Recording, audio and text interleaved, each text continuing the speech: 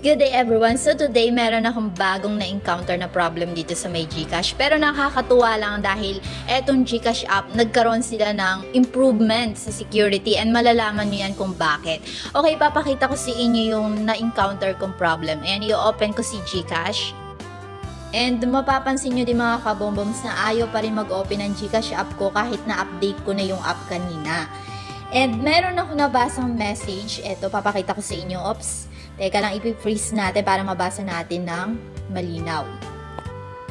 Hello, our system detected that the device you are using has settings that are not secure.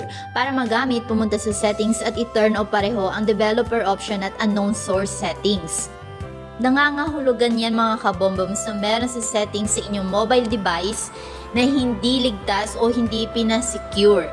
Kaya naman, etong GCash na detect nila at kailangan natin i-off yun. And para ma-off natin yun, kailangan nga natin pumunta sa may developer options na makikita natin sa settings. And ituturo ko yan sa inyo kung paano dahil napakabilis at napakadali lang yan. And bibigyan ko na din kayo ng ibang tips kung paano nyo mapapanatiling ligtas ang inyong GCash account dahil ang daming nai-scam at ang daming nawawala ng pera ngayon sa may GCash. Anyway, back to the topic. Punta lang tayo sa settings ng ating cellphone.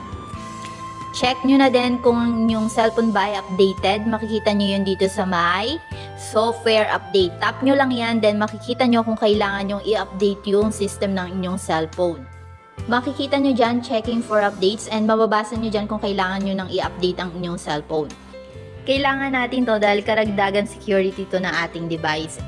Now, let's go back and hanapin na natin developer options. And dito sa aking settings, makikita ko yun dito under ng additional settings. And eto siya, developer options. I-click lang. Then, ayan, makikita nyo naka-turn on yan. And kailangan lang natin i-turn off. And dahil na-off na natin, pwede na natin balikan yung GCash. And babalikan ko siya dito sa my app market kasi nag-update ako ng GCash. And itatry na natin kung ma-open ko na. Habang loading pa mga kabomboms, katulad ng sabi ko sa inyo, magbibigay ako ng tip para mapanatili yung secure ang inyong account. Pwede kayong mag-install ng antivirus o security software sa inyong device. And ipapakita ko na lang sa screen kung ano ba yung mga pwede nyong install na app para mapanatiling ligtas ang inyong device. And kasama na din ang inyong GCash account. Ayan, makikita nyo na open ko na. By the way, madami pang pwede ma-encounter na problem dito sa may GCash. Katulad na lamang ng paano ang gagawin nyo kung wala kayo na-receive na OTP sa may GCash. Ilalagay ko na lang yung link nyan sa may comment section. Okay, hanggang dito na lang ang video natin for today. At kung meron kayong mga katanungan or suggestion content, ilagay nyo lang yan sa may comment section. Like, subscribe, and hit the notification bell for good luck.